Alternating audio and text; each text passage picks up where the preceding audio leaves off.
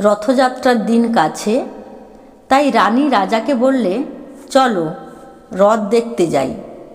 রাজা বললে, আচ্ছা। ঘোড়াশাল থেকে ঘোড়া বেরোলো, হাতিশাল থেকে হাতি, ময়ূরপঙ্খী যায় সারে সারে, আর বল্লম হাতে সারে সারে সিপাই শান্তি। দাস দাসী দলে দলে পিছে পিছে চলল। কেবল বাকি রইল একজন। রাজবাড়ির ঝাঁটার কাঠি কুড়িয়ে আনা তার কাজ। সর্দার এসে দয়া করে তাকে বললে, ওরে তুই যাবি তো আয়। সে হাত জোড় করে বললে, আমার যাওয়া ঘটবে না।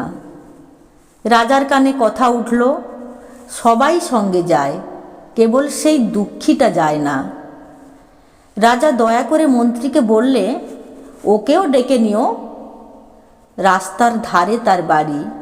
হাতি যখন সেইখানে পৌঁছল, মন্ত্রী তাকে ডেকে বললে, ওরে দুঃখী, ঠাকুর দেখবি চল।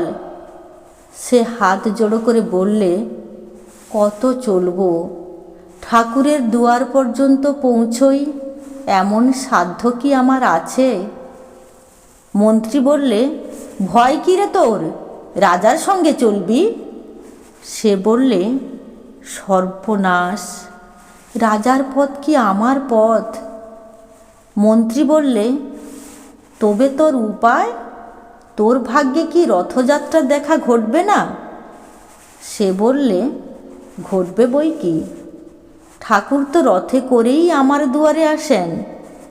মন্ত্রী হেসে উঠল, বললে, তোর দুয়ারে রথের চিহ্ন কই?